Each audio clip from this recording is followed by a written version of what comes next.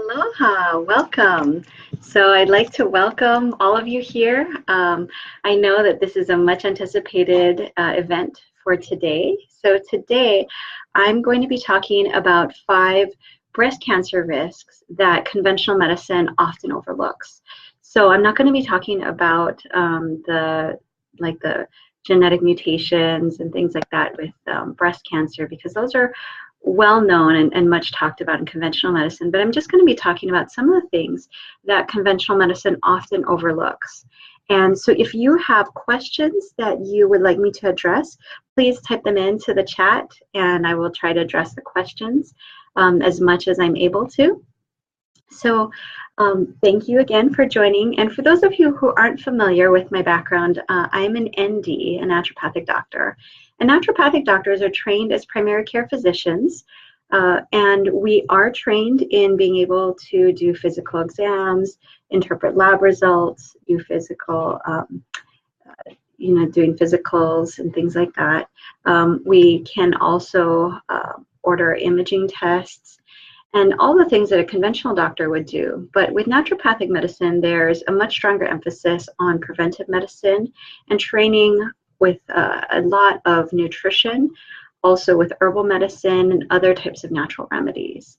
I do prescribe pharmaceutical medications if needed, but a lot of what our focus is more with natural medicine. I also have a master's degree in Oriental medicine, which allows me to include acupuncture and Chinese medicine in my treatment protocols. So today, I'm going to reveal 5 surprising breast cancer risks that conventional medicine often overlooks. And these 5 include sleep, sugar, plastics and toxins, hormones, and lack of exercise. So please feel free to use the comments section to ask questions as the talk progresses. And at the end, I'll tell you how to arrange a no-charge phone consultation to talk with me personally about any health concerns or risk factors that you have. So the first one, sleep. And that's one that, I think a lot of us know, okay, well, we need to get enough sleep, or we should be getting more sleep than we are. But did you know that not getting enough sleep is a risk that's associated with breast cancer? So one study found that women who averaged less than 6 hours of sleep a night had an increased risk of breast cancer. So the recommendation for sleep usually is to get ideally about 7 to 8 hours of sleep a night. And people wonder, well, why would that be? One of the things that is often surprising to people is that our body is actually making cells all the time, so new cells, but that every single day when we are making cells, we will make mistakes. Our body will have DNA mutations that are in our cells.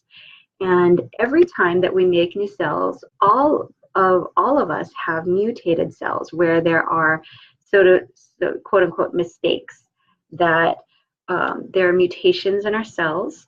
And what happens is that when cells become mutated to the point that they have forgotten how to die, then that's what a cancer cell is. So all the cells in our body have a set lifespan where they are supposed to be born, and then they're supposed to live for a certain period of time, and then they die. So for example, our red blood cells in our body are supposed to live an average about 90 days. And then after that, they die and our body makes new cells. So I tell people that in actuality, all of us could have mutated cells in our body, and all of us may even have cancer cells in our body. But something is typically not diagnosed as cancer until those cells have gotten to the point that there are enough of them to cause a major problem. For example, where you have a tumor growing or other types of things. And our body knows that every time we make new cells, we will make mistakes. There will be mutations in the DNA. And so our body has a built-in mechanism to try to correct those DNA mutations. And a major time that our body will try to correct those mutations is when we are sleeping.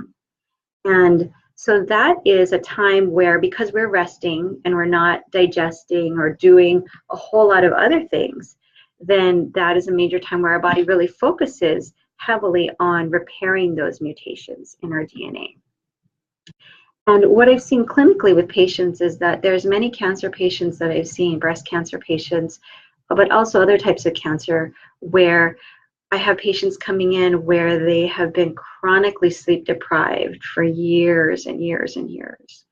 And so, you know, if you have a few nights here and there where you're not getting enough sleep, that in and of itself is not necessarily a cancer risk, but it's typically when it's years and years of not getting enough sleep. Because what happens is if you deprive your body of that time, that it's really focused on correcting those DNA mutations, and your body doesn't have enough of that time to correct those mutations, that those mutated cells can build up and build up and build up into the body to the point that it can be diagnosed as cancer. And many people think of cancer as being there one day and then not there the next day, or it's not there and then all of a sudden you get a cancer diagnosis and it's there. But that is not the case. Cancer, typically with most cancers, and this is the case with breast cancer, most cases of breast cancer, where it does take a while. It's a process for that to happen. It's not an overnight process.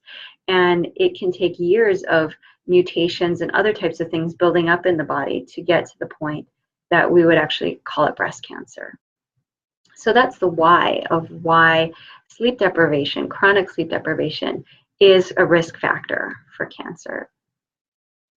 So that being said, there's many things that you could do to try to help improve your sleep.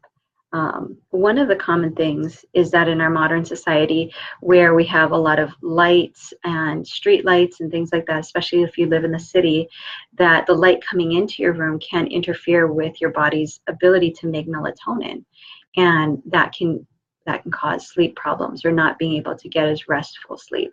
So it's often helpful to have blackout curtains, or if you can't do that, to have something that goes over your eyes to block out the light. And if you're having sleep issues, there's many natural things that we can do to help with sleep. And that's one of the things that if you have questions about that, you could call our office to schedule a no charge phone consultation so that we could discuss that. Number 2 risk factor, sugar. And in this case, I'm talking about refined sugar. So this would include white refined sugar. And there's many products that we have in our modern society, baked goods and candy and soda and all these types of things that have high amounts of refined white sugar. And studies have found that breast cancer is associated with an increased consumption of refined sugar.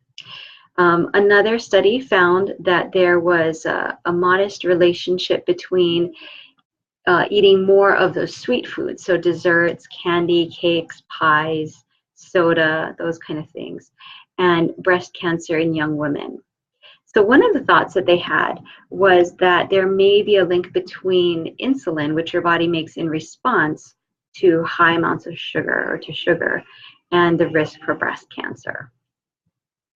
I will also say that there's other studies, not just with sugar, but also with diets that are high in processed, refined foods.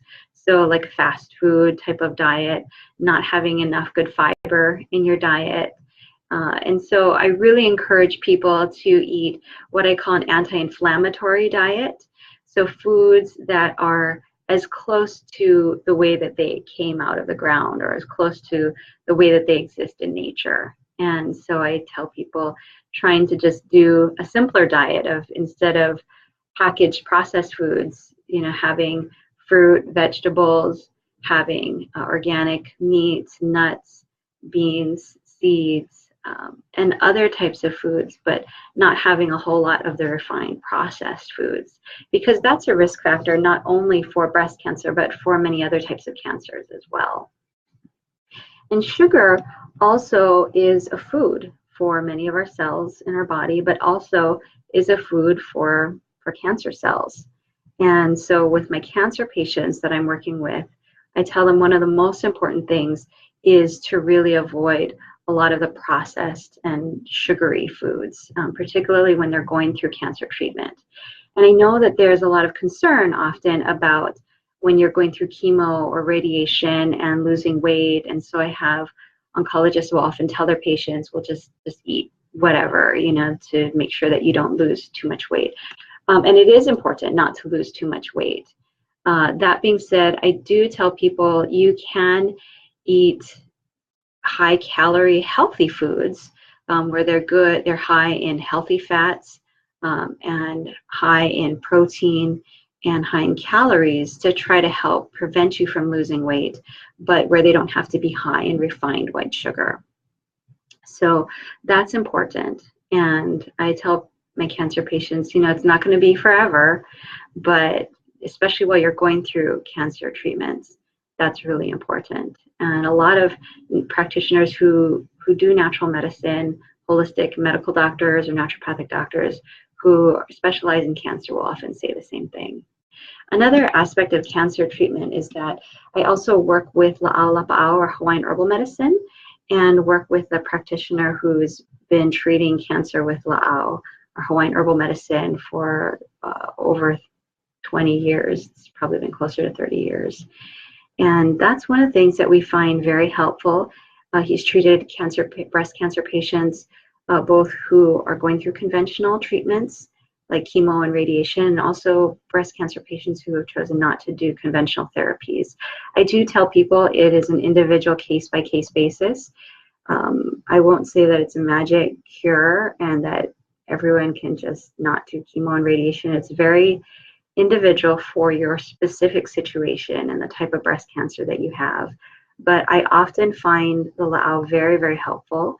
And for those who are going through conventional treatments like chemo and radiation, will often really help to decrease the side effects that we see with chemo and radiation, like the nausea, vomiting, the weight loss, also a lot of the fatigue.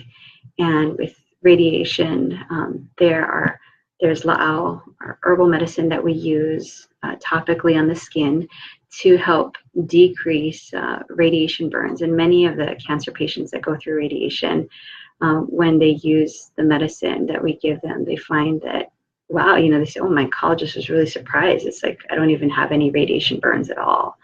So that is possible. And so I do use the La'au and find that very, very helpful and effective in treating cancer. So risk factor number 3, plastics and toxins. So there was one study that found a number of different toxins that were associated with an increased risk for breast cancer.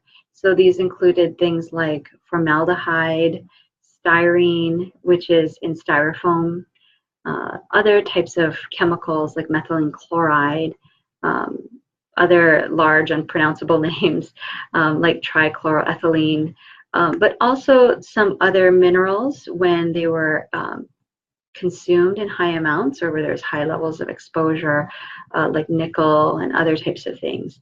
But this was a study that was done in Texas, and they found that styrene, out of all of those toxins, that styrene was the most important environmental toxin that was associated with invasive breast cancer risk.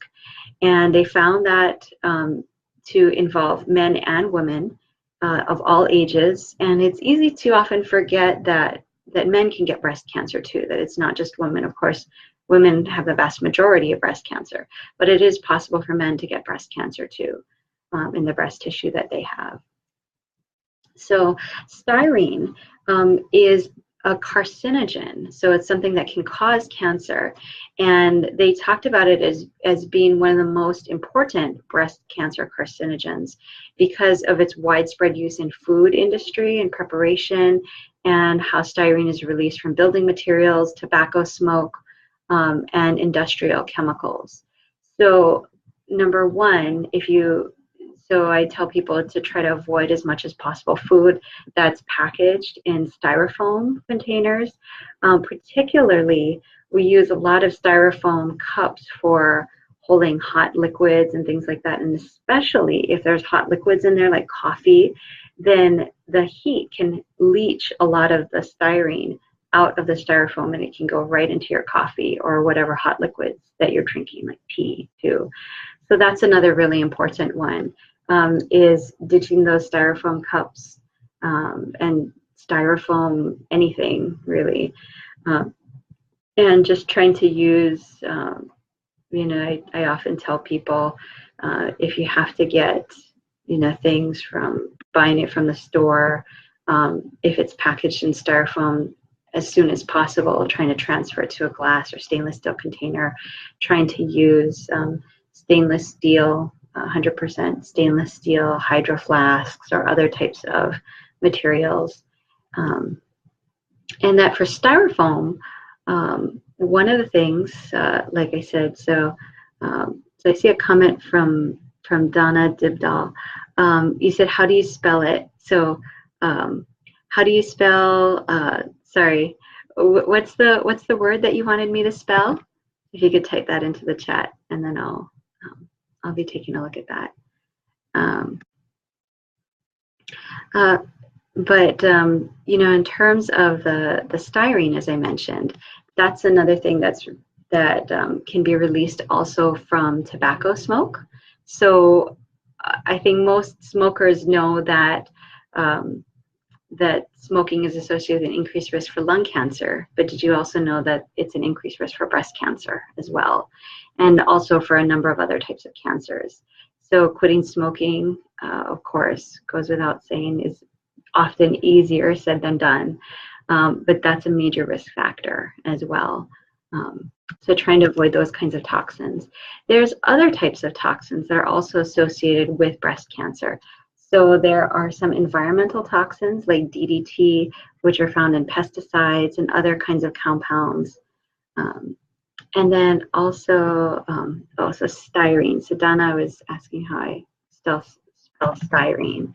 I'm just typing it into the chat over here. Yeah, but it's styrene, so styrene. And that's the toxin that's in styrofoam. So other types of toxins, like I mentioned, DDT and things that are used in pesticides and insecticides. So for those, really trying to avoid a lot of the pesticides that are used in food and herbicides. So trying to get organic as much as possible. I often tell people, I mean, most of us can't afford to get everything organic. So there's something called the Clean 15 and the Dirty Dozen. If you just Google it, you'll find information on it. But the Clean 15 are the foods that are typically okay to get not organic, that they've done testing. And those are typically the foods that are usually okay to get non-organic or conventional. And the Dirty Dozen are the top 12 foods that tend to be the highest in pesticide and herbicide residue. So that's another thing, is trying to get organic as much as possible. One thing that many people don't realize also is that GMO foods or genetically modified foods, so wheat, corn, soy, that those are genetically modified to be Roundup ready. And so Roundup ready means that they are resistant to the herbicide Roundup. And so what can happen is that the companies like Monsanto will spray the fields with large amounts of Roundup, and then all the weeds will die, but then the crop, whatever they're growing, mainly wheat, corn, and soy, will stay alive. And but the issue with that is that now you have huge amounts of Roundup that are sprayed on the food, and you're ingesting that into your food. So for that reason, I often tell people to try to get wheat, corn, and soy organically as much as possible. So another thing is that there are also other types of compounds, something called phthalates and parabens, and I'll put those into the chat because those can be hard to spell too. But for those of you who are just listening, phthalates are spelled PHTHALATE. So phthalates, and then parabens. Parabens is Parabens. So I'll put those into the chat as well. So phthalates and parabens are also two compounds that have been associated as well with an increased risk for breast cancer. So phthalates and parabens are both used in many, many personal care products. They are used in some medications. So you can check if you just Google or look up online, if you're taking pharmaceutical medications, you can look up the ingredients that are in the medications or look at the medication insert, because it'll tell you both the active as well as the inactive ingredients. So phthalates would be present as an inactive ingredient in medications. And phthalates and parabens are also used as food preservatives and in other types of foods. Phthalates are even found in household dust. So one of the things that they talk about is that phthalates specifically have been associated not just with breast cancer, but also with infertility, both male and female infertility, obesity, asthma, and allergies, as well as another type of cancer called, or other types of cancers, but specifically breast cancer, and then also fibroids, uterine fibroids. So phthalates are found, like I said, in many, many different foods. So, but they are used highly in a lot of plastics.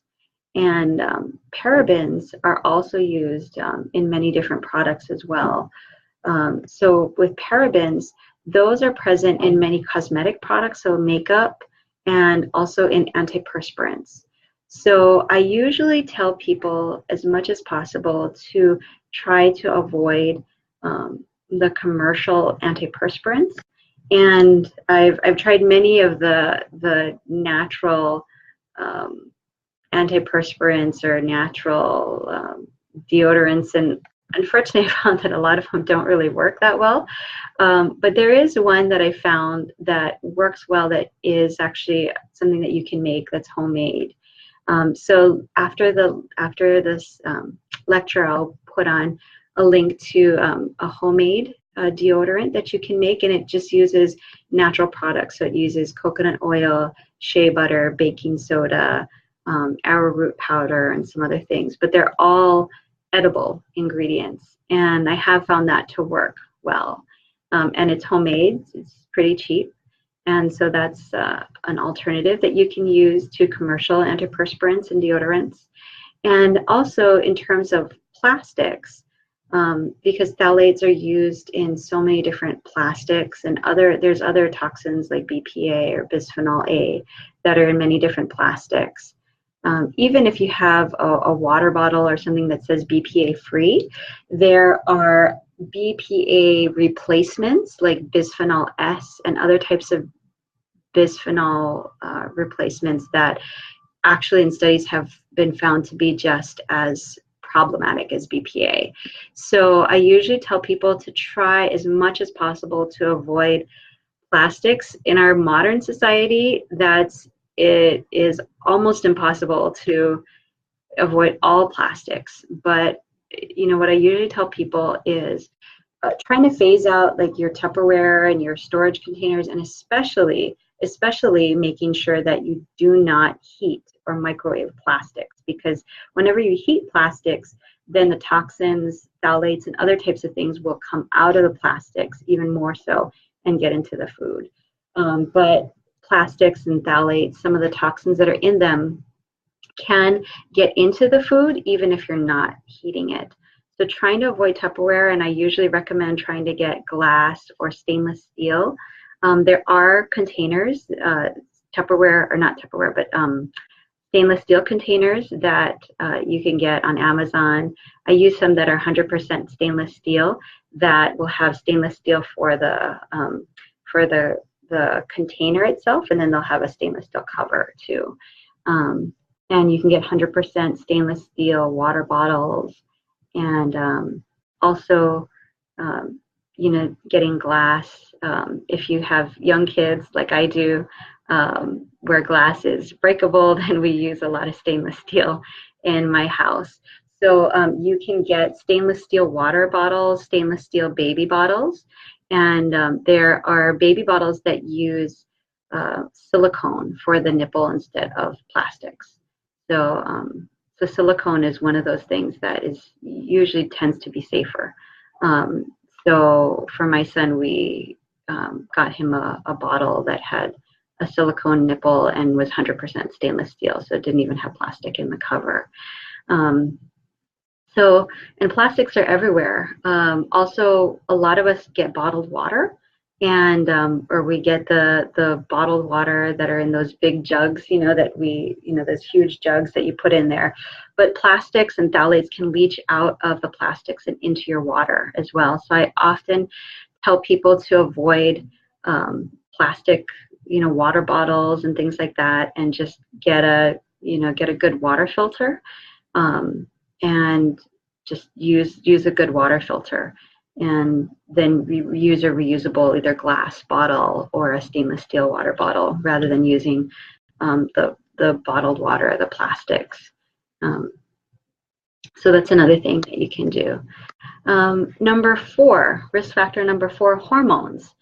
So there is a lot of talk and things about hormones and whether they're a risk factor for cancers or not. So in terms of oral contraceptives like birth control pills, where they're hormonal oral contraceptives.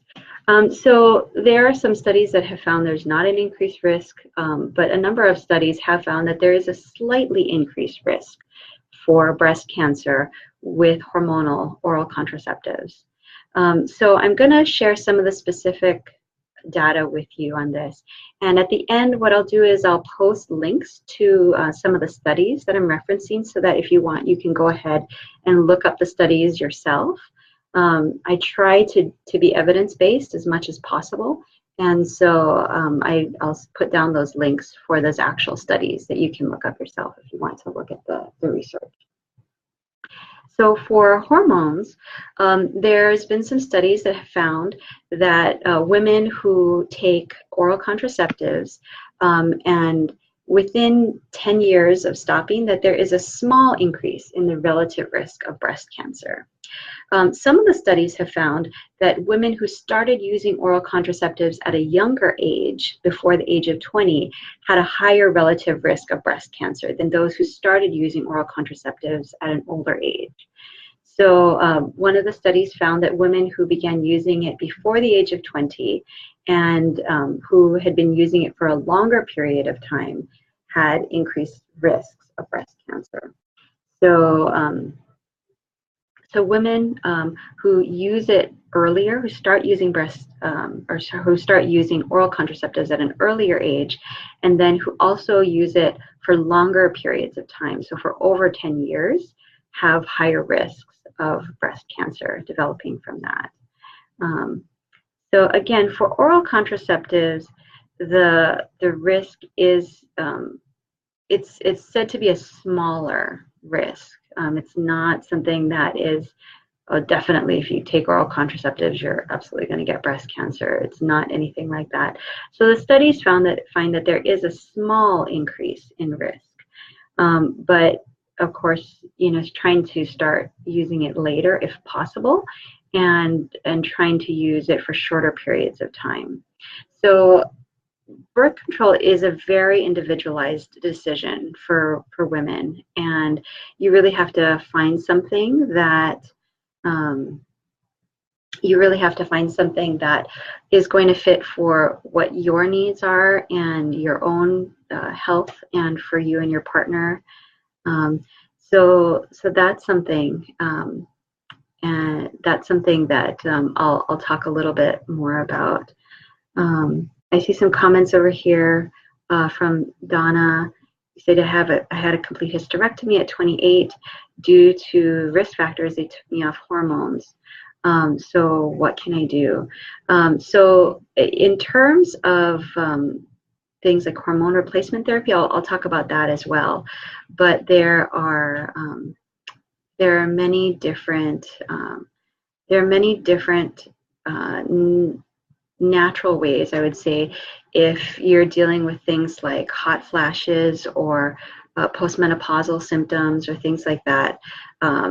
So there's many different natural remedies, often for menopausal symptoms or hysterectomy-induced menopause. So if you had your uterus or ovaries or parts removed, then often women will get what's called, an induced menopause, because you don't have the organs that are making the hormones. So often I'll use Chinese herbs, I'll use acupuncture, and there's a number of other things that I'll use, homeopathics, to help with many of those symptoms. So in terms of, and I also see a comment from Amy that said you're currently waiting on your first oncology appointment. So also prayers for you as well. That's definitely a journey, and I salute all of the women and those who are caretakers for those who have gone through breast cancer. Yeah, and I see a comment, is maca good for feminine hormonal imbalances? It can be. I find maca helpful more for things like fatigue, and if there's a lot of like low energy, and it kind of depends on what the hormonal imbalances are, Alohilani. So it kind of depends, but maca is helpful for a lot of the fatigue and some of the other types of things. And I do use maca for certain types of hormonal imbalances. So I just wanted to go through some of the options for non-hormonal birth control that many women really just aren't even aware that there are non-hormonal options. And so those are things that you can look into and discuss with your healthcare practitioner. Or if you want, you can certainly schedule a no-charge phone consultation, and we can talk a little bit more about that and other health concerns that you have. So some women do know about the IUD. So it's an intrauterine device. There's a hormonal IUD called the Mirena, and there's also a non-hormonal IUD, which is a copper IUD. Some of the side effects that can happen with a copper IUD, I do measure copper levels because copper and zinc, most people don't realize copper and zinc counterbalance each other. And so with copper IUDs, one possibility is that your copper levels may go up too much, and copper and zinc compete with each other. And so if your copper levels get too high, that can suppress your zinc levels. And zinc is important for immune system function. Zinc is also important for focus and attention. And zinc deficiency is a common nutrient deficiency that I find in ADHD or an attention deficit hyperactivity disorder, whether there's hyperactivity or not. If you have zinc levels that are too low, that can make it difficult to focus and pay attention. So that's one of the things that I look for. A much more common side effect of copper IUDs is that there tends to be a lot of cramping, and there tends to be, there can be pain. So that can be a side effect, but for some women it's a good option. There's also something called a cervical cap, which is a device that it's a silicone cap that you place within the vagina over the cervix prior to having sex. And that's something that acts as a physical barrier, and it's often used with spermicide. So that's a non-hormonal option. There's also of course, there's male condoms. There's also female condoms or diaphragms. Among physical barrier methods, I will say that cervical caps tend to have a higher effectiveness rate and tend to be easier for women to use than some of the other things like the diaphragms. So that's an option.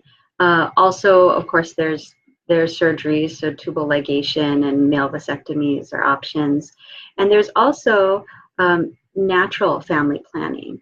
So there are ways that you can look up, and there's a whole bunch of options, but the American Pregnancy Association has a lot of information on natural family planning. So this is a method where you track your periods and you have intercourse only during the times when you are not fertile. There are also urine sticks that you can use to test when you are going to ovulate. and that could be used in conjunction with natural family planning to predict when you're going to ovulate, and can be used in conjunction with natural family planning methods to try to prevent unwanted pregnancies. So I just want to put that out there for women so that they know that there are other options besides oral contraceptives, and that that those are options too, and to explore those. And then some of the studies found that compared to women who never used hormonal contraception and women who used it for longer than 10 years, that there was a significant difference, I would say, in the breast cancer risk for those two groups. So another thing that I wanted to talk about in terms of hormones is hormone replacement therapy, which is after women go through menopause, and they often will have vaginal dryness and discomfort with sex. They can also have hot flashes, fatigue, moodiness, irritability, that previously hormone replacement therapy was just recommended for all women who are going through menopause. That being said, there are definitely studies that find that there is an increased risk of breast cancer with hormone replacement therapies. And so for that reason, and in the studies are the studies are much clearer in terms of hormone replacement therapy, that the risk seems to be greater using hormone replacement therapy than there is for oral contraceptives. So that's one aspect. Let me see. And then another thing in terms of hormone replacement therapies, like I said, in terms of alternatives, there are many things that women don't realize, that there are natural methods to help with many of the symptoms. So for example, for vaginal dryness, there's a compound called hyaluronic acid, which can be used vaginally, and it sounds scary, like acid, but it's not something that's acidic. It's a compound that's very lubricating and moisturizing to the vaginal tract. That can be helpful for vaginal dryness. Also, vitamin E. You could use vitamin E capsules and just insert it vaginally, and that can be helpful for vaginal dryness. You do have to do that every day, though. It's not just prior to sex. You need to put that in every day, and that can be helpful for helping to heal some of the dry tissues. Also, in terms of vaginal dryness, if you are using a hormone cream vaginally, and you're only using that and you're not taking oral hormones, the risks for breast cancer for the hormonal creams are far, far less. And most of the studies find that there's not an increased risk of breast cancer for the vaginal creams, if it's only the vaginal creams and not oral use. So, but I have a lot of women that come where they're trying to avoid hormones entirely, and so just knowing that there are options, and like I said, for things like the fatigue and the hot flashes, often Chinese herbs and Western herbs and acupuncture will usually be very helpful for that. And then the last risk factor, number 5, lack of exercise. So most women know that, okay, we're supposed to exercise so that we can go ahead and not gain a whole lot of weight and not be fat and all that kind of stuff. But did you know that lack of exercise is actually a risk factor for breast cancer? Most women don't know that. So breast cancer is associated with a lack of physical activity, particularly in postmenopausal women, but also for women who are younger. It is found that sedentary lifestyle and lack of physical activity is a risk factor for breast cancer, but that women who engage in regular exercise have definitely been shown to have a reduced risk of breast cancer. And studies have found that a longer duration of physical exercise provides the most benefit, but also that the activity does not need to be extremely strenuous. It doesn't need to be high impact or things like that, that it can be as simple as walking regularly, doing really, I mean, the studies have found that all types of physical activity, as long as you are moving your body, you're getting your heart rate up, and that you have a longer duration, that physical activity is definitely something that will help to reduce the risk for breast cancer. And if you're one of the women that actually have a diagnosis of breast cancer already, studies have found that physical exercise in breast cancer is a major, major factor for helping to reduce the mortality and the morbidity. So that means the amount that you suffer, and also the amount of women that die from breast cancer. So if you do have breast cancer, I know that there's often, especially if you're going through conventional treatments, there's the fatigue and all of the side effects that can happen. But definitely physical activity will definitely help to increase your survival rate, and also help to reduce the suffering that you go through. So I tell women who are going through breast cancer, just trying to do as much as you can. Don't exhaust yourself, but listen to your body and try to do as much as you can in terms of walking or that kind of a thing. So there was a question here from Kathy: is yoga good as exercise? I haven't looked into studies specifically that look at yoga and breast cancer, but I do yoga myself, and I know that there are types of yoga that can be definitely a very good workout.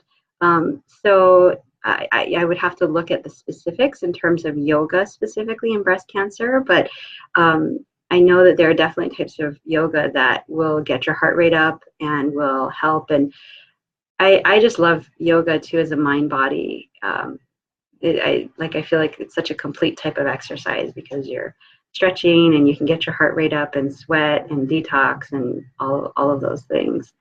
So I definitely think that yoga is beneficial for sure. A good resource if you want to look up research studies on your own, there's something called Google Scholar that you can look up. And if you just type if you look up Google Scholar and then type in whatever you're interested in, then you'll find actual research studies. And that can be helpful in terms of kind of cutting through a lot of the junk that's on the internet and, finding actual research studies to find what you're interested in.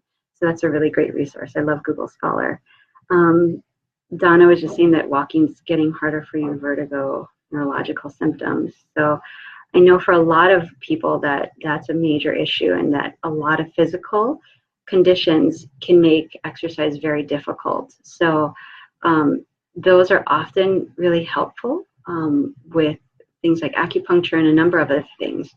So I will usually try to use natural remedies to help people get functioning better so that they can do exercise. Let me see. So another thing that I wanted to say about exercise is that it can also just be exercise that you're doing at work. It doesn't have to be on your days off. So if you have a job where you could walk the stairs or be more physically active, then that counts too, and that's been helpful in the research studies. Another thing so those are the 5 breast cancer risks that I wanted to mention. So the sleep, sugar, plastics and toxins, hormones, and lack of exercise. So there's one other thing that I wanted to mention, and I want to thank Donna Dibdal. I hope I'm pronouncing your last name correctly, but she brought up a really good point that she put in the comments for a post, and this is something that I think is very important for women to know about, and it's something that is called breast implant associated lymphoma.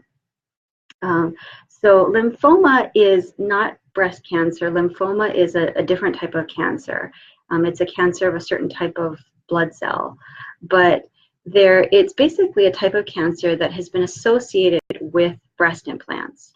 And the research is pretty clear on that. And it's not very common, but it is something that is associated with breast implants. So the full name is breast implant associated anaplastic large cell lymphoma, or BIALCL. But basically it's a lymphoma, or a type of cancer that's associated with breast implants. So for women who go through breast cancer and who have a single or double mastectomy, where you have your breast removed, often for cosmetic reasons, you may think about breast implants. But one thing that I recommend is avoiding breast implants for that reason, because of the fact that it is associated with a specific type of lymphoma. And so there are other types of, there are other options in terms of reconstruction or things like that, but specifically with breast implants, I recommend avoiding breast implants because of that risk factor. And if you do have breast implants already, then symptoms that you want to look for include things like breast enlargement, pain, if there's asymmetry, like if one breast is larger than the other, or if there's just any significant differences between one breast or the other. There can be a lump in your breast or armpit, skin rashes over the area of the breast, and hardening of the breast is another one. And also, if there's a buildup of fluid around the breast tissue in the area of the implant where it's been more than a year after getting the implant. So after you get the implant, it is often common to have some fluid around the area just as your body is recovering from the surgery. But if you notice that you're starting to get a buildup of fluid in the area of the breast implant, and it's been a year or longer since you had the breast implant, that's definitely a sign that you want to bring up to your healthcare practitioner. So if you have any of those symptoms, then you definitely should bring that up to your healthcare practitioner and talk about with your practitioner, if you do have breast implants, about monitoring and being a little bit more vigilant in terms of looking for signs. There are sometimes options for removing breast implants. So there are things like that as well that you can look into. So I just want to thank you for being here. I trust that you learned something new and helpful about 5 surprising breast cancer risks. And if you would like to arrange a personal no charge phone consultation, it's really easy. Just call our office.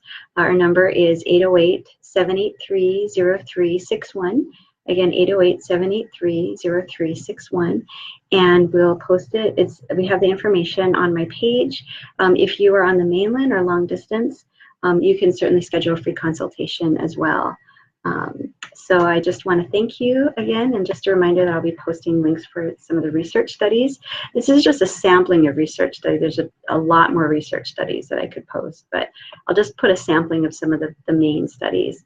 So I want to thank you and see you in 2 weeks for our next Facebook Live event. If you like this presentation, then please like our page or love it or share it. This video will be available after we're done for people to be able to access, so you can feel free to share that with friends or family or people who should know about this information. And also, I would just love to hear about things that you want to hear about in future presentations. So please put comments down. We're always looking for input and ideas about what you'd like to hear me talk about next at my next Facebook Live event. And I can even mention your name if you have an idea that we chose.